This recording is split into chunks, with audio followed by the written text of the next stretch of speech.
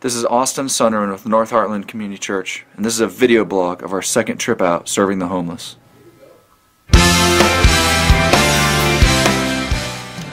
Well, we're getting back in the van. We've been walking for the last 30 minutes or so looking for the guys that we met up with last time. There's signs that they've still been around. We stumbled upon a couple little tent setups. Maybe one had somebody in it, but we didn't want to get any closer. Tim got a little nervous. Thought maybe there was a rabid dog or something hang out inside of one of those. So we're gonna keep on going down the road here. Well, just got back to the van, and we actually just found Tony and a few other people hanging out at his campsite that he had told us about last time we were down here. We're gonna go take him some hot chocolate. He didn't really want the spaghetti. He said he had just eaten a pot of beans or something, so I guess they're doing okay. Just another example of these guys only taking what they need. So we're gonna go hang out with him and hopefully figure out a little bit more about his story and what's going on in his life. Tim Small just got done hanging out tonight with some homeless guys. Tim, you just want to lay your thoughts on us? Yeah, we it was a hard time finding them tonight. It was a little colder this time. Last time it was pretty warm, and I think we came down at a time when they were expecting people.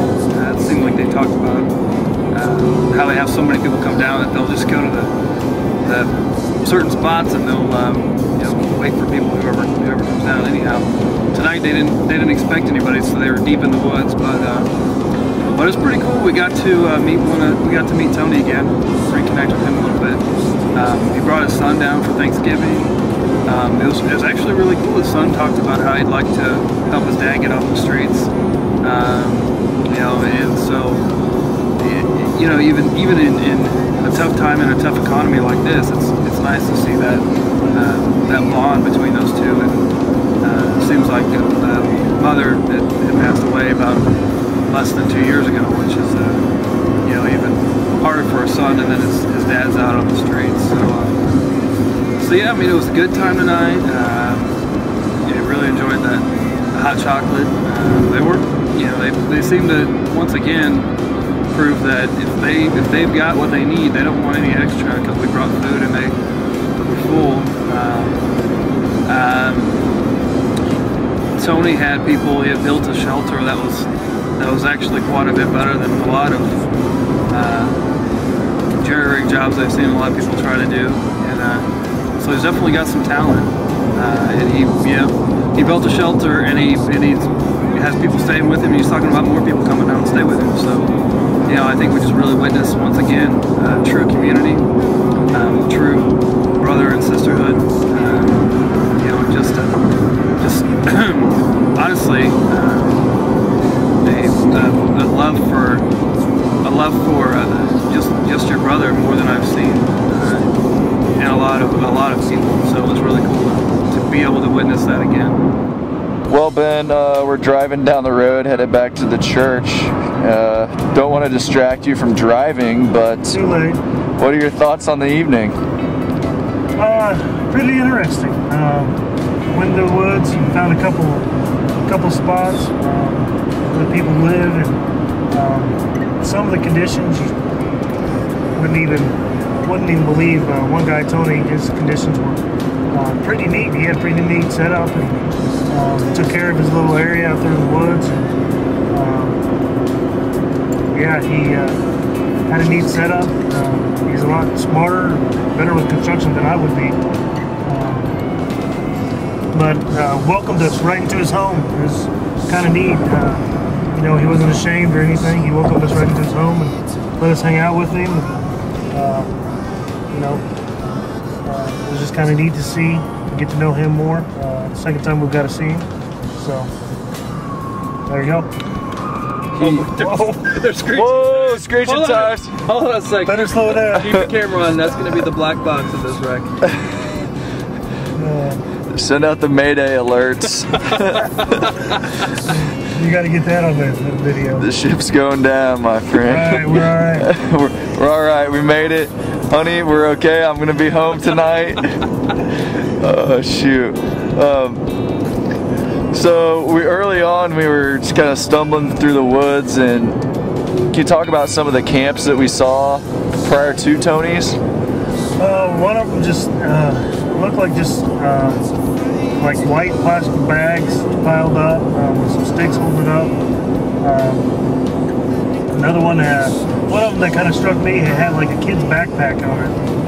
Just to think that there was a kid, probably my son's age, 7 years old or so, out there. Don't know if there is or not, but see the kid's backpack, you just wonder if there's a kid out there this time of year, wintertime, out in the woods, just trying to stay connected with his family and just trying to survive. I hope there's not, but if there is, hopefully we can meet a need there. If there's somebody watching this online and think, man, I'd really like to get involved with what these guys are doing, how can somebody help out? Or Well, you know, there's a lot of ways to help out. One, if you can financially give, that's a great way. And the reason being is that there's needs that go above, you know, that go beyond food, you know, whatever it may be. And these needs change every time we seem to go down there. You know, it might be they need a new pair of socks, or you know, whatever it is. But financial is always great. But even donating your old clothes. I mean, just clothes that you know you don't need. You know, something that keeps them warm.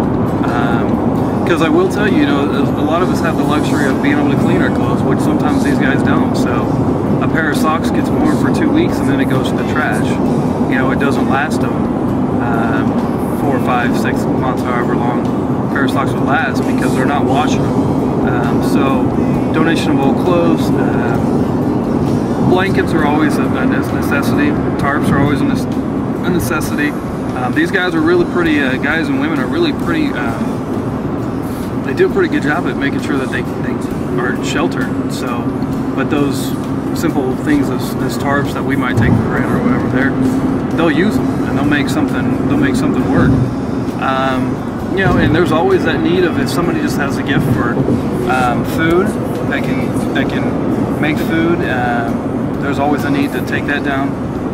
And then, you know, if you have the time and you want to get connected, right now we're taking just men, because we do go into a unstructured area, and we do kind of get down into their camps to really get to know them. And so, you know, we don't want women at this point, just for the safety factor. But if men want to get connected, we're going to try and find some more hubs here in Kansas City of people who really need help. I think one of the homeless guys down there, Tony, is going to even help us out looking for some of those people too, because he said he knows quite a few. And we're gonna to hopefully broaden this thing, you know, broaden it to where we can help more than just one camp, if you will. if there's a gentleman watching this who thinks this may be something that he'd want to get involved with, and maybe has some preconceived notions about homelessness, is there anything that you'd like to share with him about that? You know, there's this image that the homeless are all drug addicts or drunks or whatever, but they're all humans, and they've all got a story. And you know, we're so comfortable when we sit around talking about, oh, I wish I could do something. You know, we just started off with simple things: socks, gloves, food. And we've got to hear some amazing stories, and got to meet some amazing people. And you know, like I told the homeless guys, I said, the reality is, I'm one paycheck away. I can lose my job at any moment and be right in the same situation where they're at. And I wish someone would walk by and just say, hey, you know, here's a helping hand. Give them some hope. I think that's one of the biggest things that these guys need, is just a glimmer of hope. And so, just get up off the couch, come out, try to meet a simple need, get to know people, get out of your comfort zone. This has been another installment of Video Blog, and so we'll see you in a couple weeks.